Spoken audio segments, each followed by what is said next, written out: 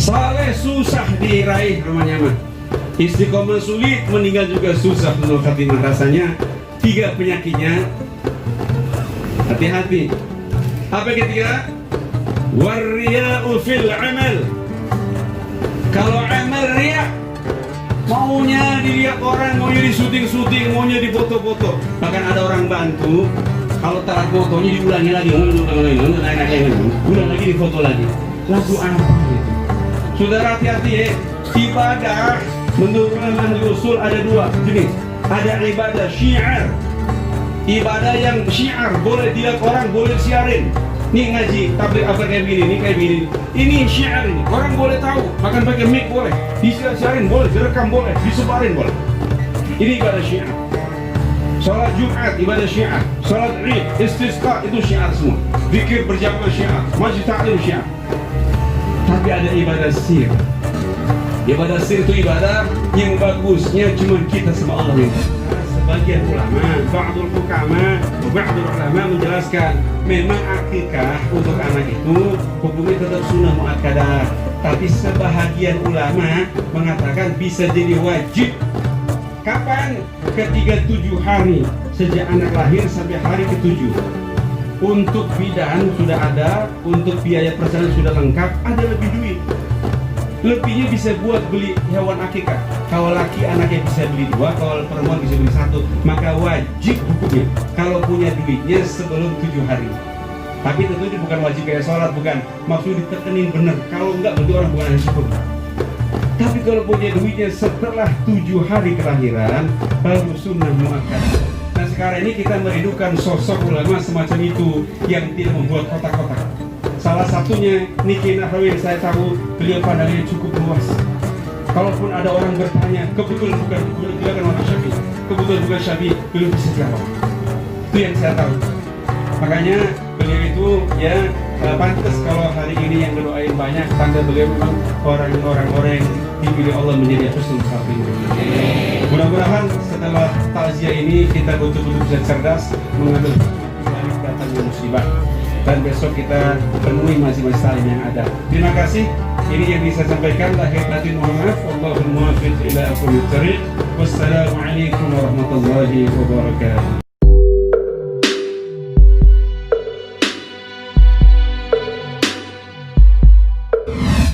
Terima kasih, alhamdulillah. Demikian tadi dosia yang disampaikan oleh guru kita Kiai Rofik. Mudah-mudahan apa yang beliau sampaikan pada malam hari ini kita semua dapat mengerti dan juga memahaminya, dan juga kita bisa mengamalkannya sehari-hari. Hadirin sekalian berbahagia, yang berikutnya mari sama-sama kita dengarkan dosia silakan Ustaz kita. Sallallahu Muhammad sallallahu alaihi Nabi Allahumma salli ala Sayyidina Muhammad.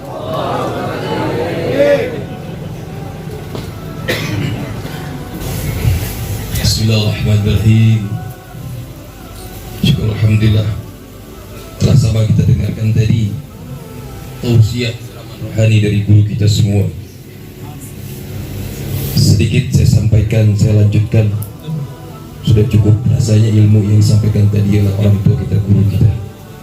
Baik, sebelumnya akan saya sampaikan Assalamualaikum warahmatullahi wabarakatuh. Sudah mulai lemes ya. Baik, kita doain yang jawab dengan kompak dan semangat, yang sakit pusing-pusingnya hilang, yang sakit meriang-meriangnya hilang, yang terindikasi COVID-nya hilang, yang sakit kepalanya. Jadi tolong dijawab dengan kompak dan semangat. Hanya beberapa golongan yang tidak wajib menjawab salam saya. Yang pertama orang budak, yang kedua orang mati, yang ketiga orang tidur, dan yang keempat orang gila. Mudah-mudahan golongan-golongan tadi tidak ada pada jemaah kita malam hari ini, amin. Jadi sekali lagi tolong dijawab dengan kompak dan semangat. Assalamualaikum warahmatullahi wabarakatuh.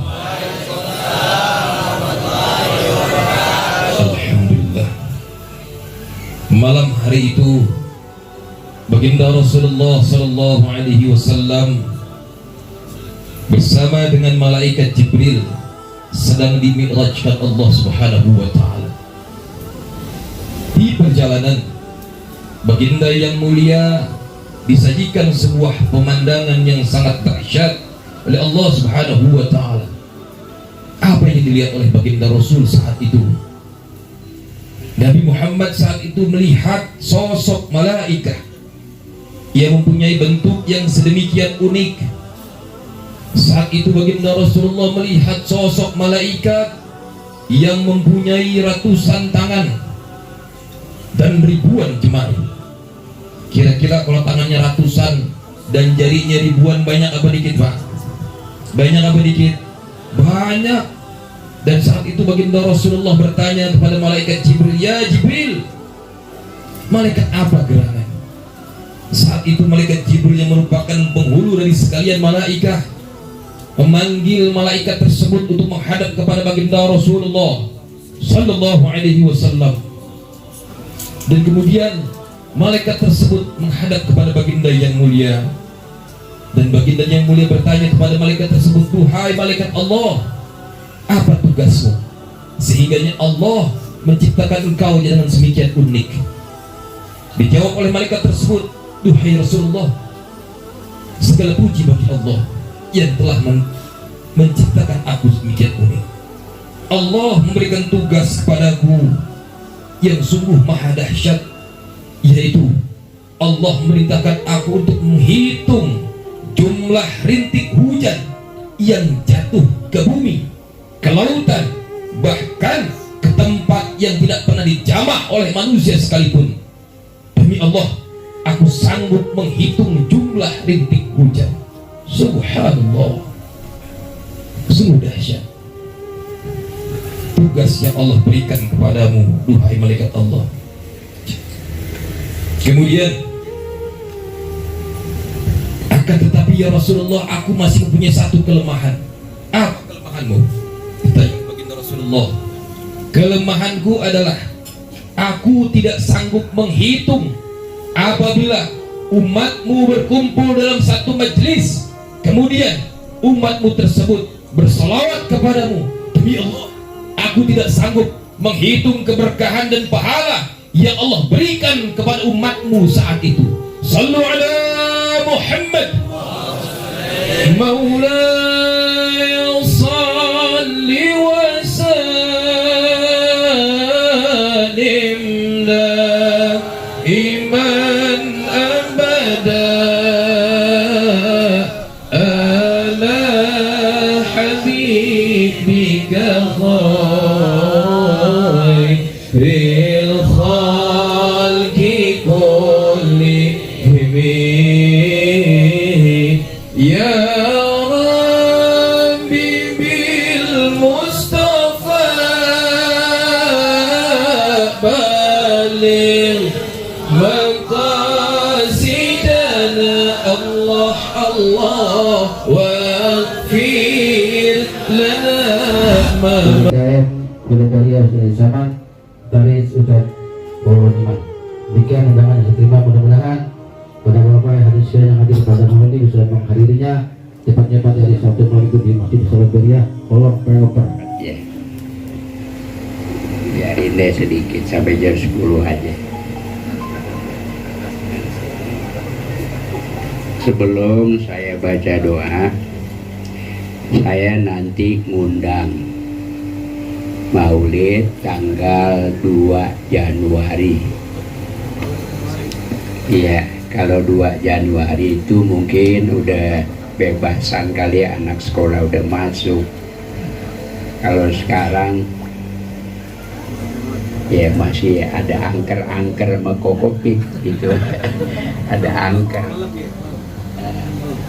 Ya, ya termasuk guru kita nih, Ustaz Rofik. Nanti saya mau ke rumahnya. Iya, sekarang ngomong dulu, ntar saya ke rumahnya mau bini sana. Saya ngeliat pondok pesantrennya lagi dibangun. Ya, ya. Nah, jadi menggenapi jam 10 ya.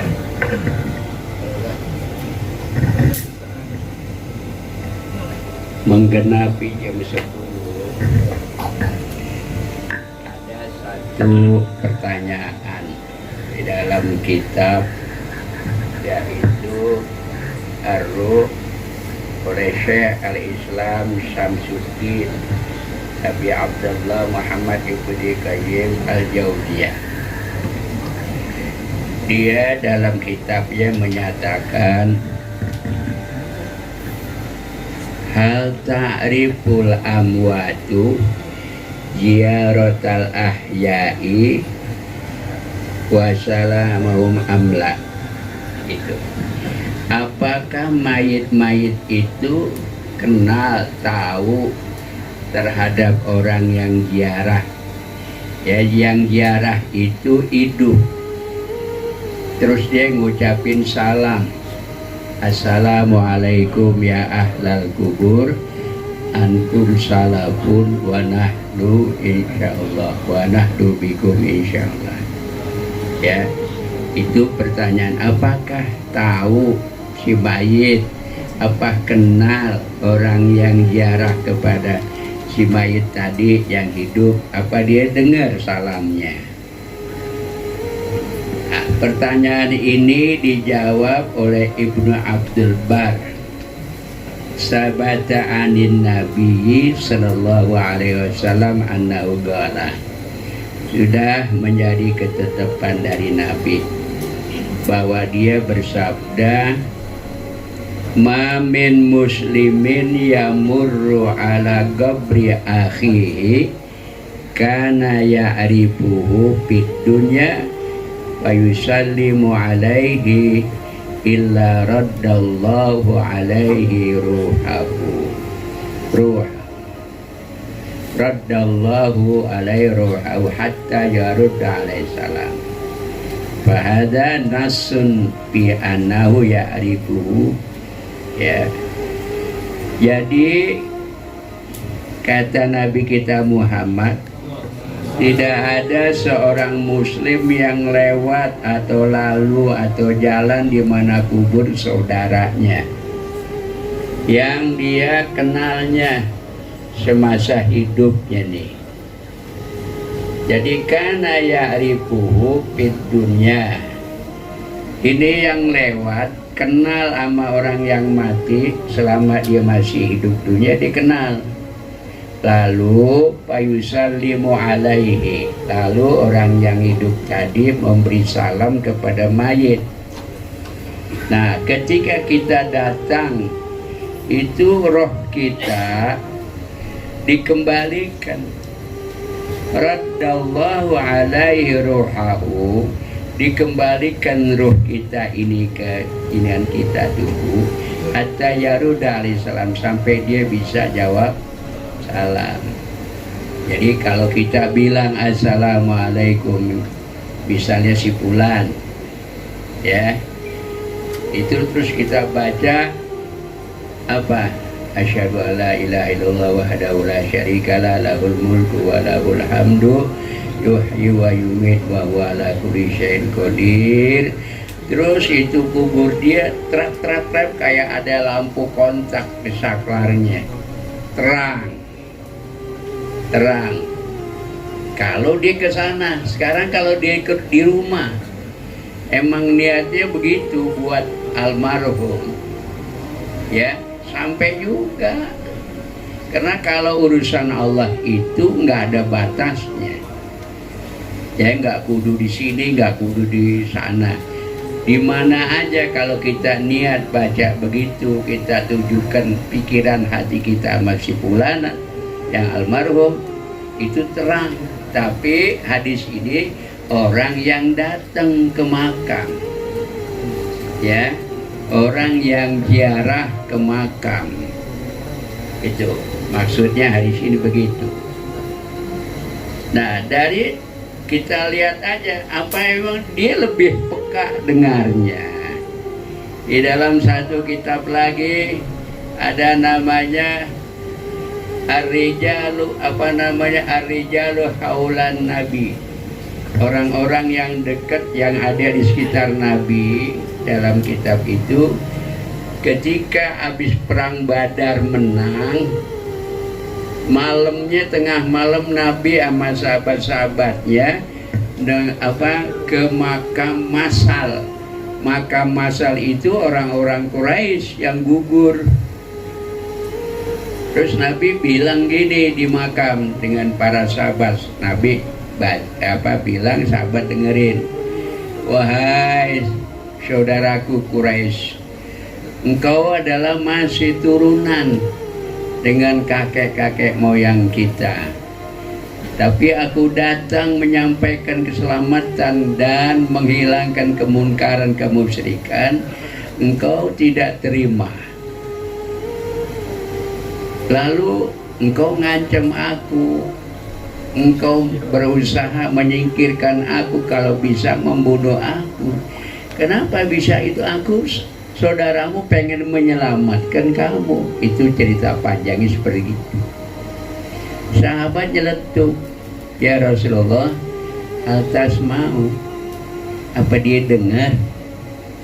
Kata Nabi, oh dia lebih dengar, lebih peka daripada kita yang hidup, karena dia dengan rohnya langsung, nggak ada halangan. Kalau kita kan pakai kuping kita kalau lagi penuh kotoran ya kurang apa? Kurang dengar. Apalagi kalau yang tadi udek ya susah. Tapi kalau dia sudah pirsa dengan tubuhnya, itu roh lebih peka dengarannya, matanya lebih jeli, kemudian jalannya itu lebih cepat. Begitu ya, kita ambil contoh deh, Nabi waktu sholat berjamaah sunat ketika dia mau mi'raj, ya kan, Nabi jadi imam, nggak lama udah masing-masing pulang ke tempat. Nabi mau berangkat mi'raj, tiba-tiba ada Adam, ada Isa, udah duluan sampai. Kalau Nabi kan pakai apa namanya, mi'raj, dia nggak pakai, udah sampai duluan di situ. Nah, ini menunjukkan roh itu lebih peka telinganya, kedengarannya, matanya lebih jeli, dan kecepatannya ya, cahaya aja kan bisa diukur, kecepatan cahaya tuh per detik.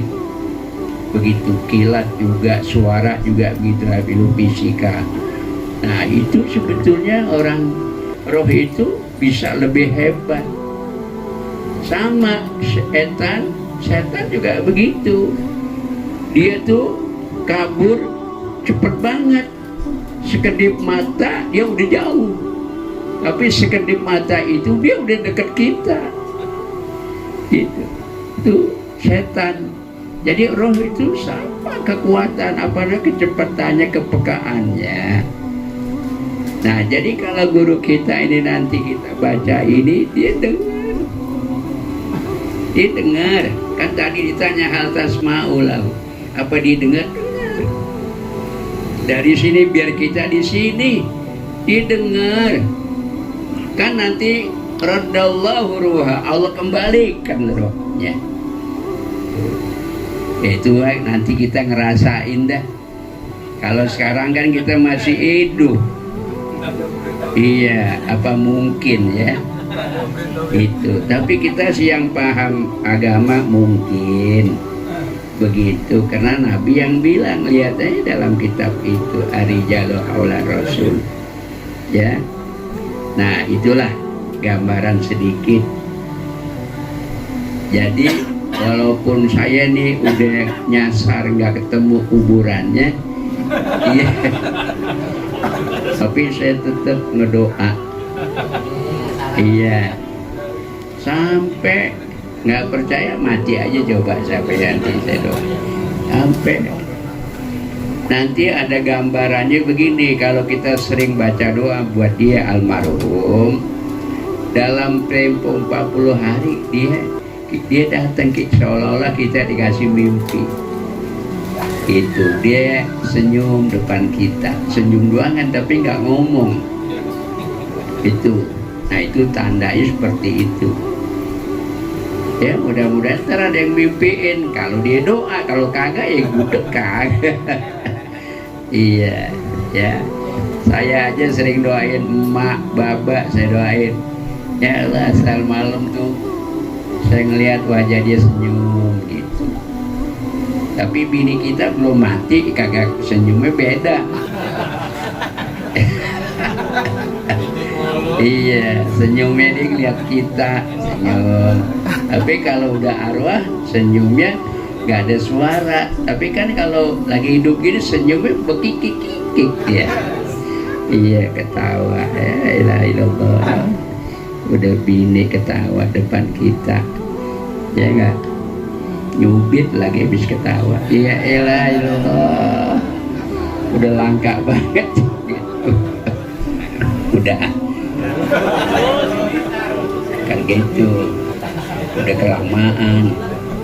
Jadi saya nanti tanggal 2 Januari 2 Januari malam minggu pengen maulid. Mudah-mudahan nanti guru kita datang nih.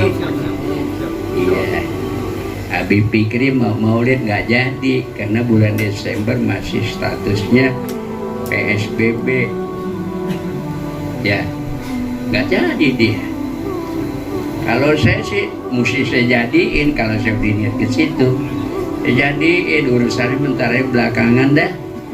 Itu yang udah mas saya, kalau udah iya. إلهي لست للفردوس أهلا ولا أقوى على نار الجحيم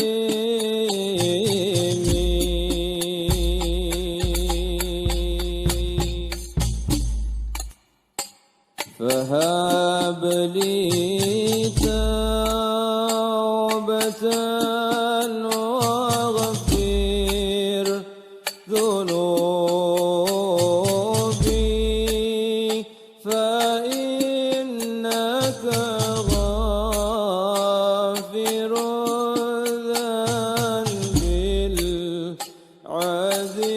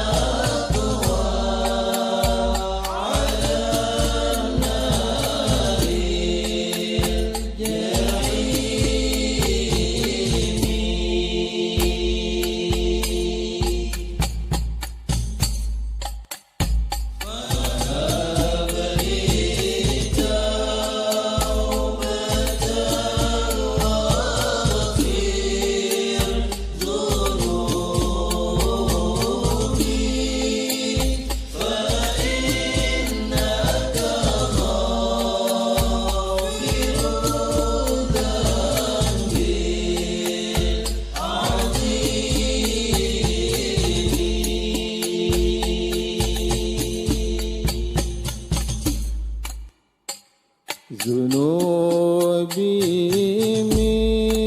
مثل أعداد الرمال فهب لي توبة يا ذا الجلال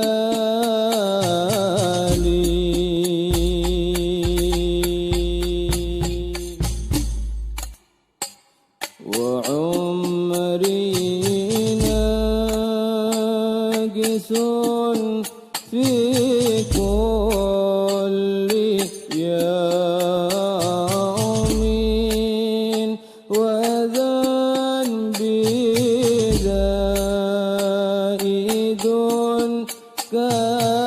شفاحة مالي.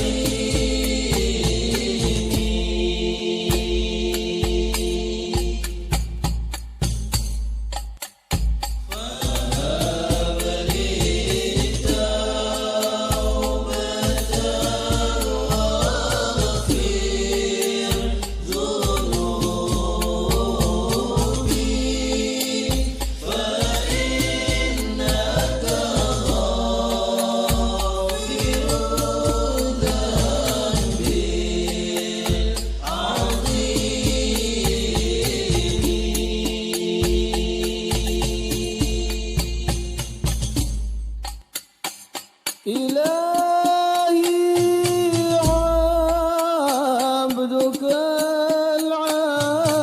العاصي أتاك مغيرا بالذنوب وقد دعاك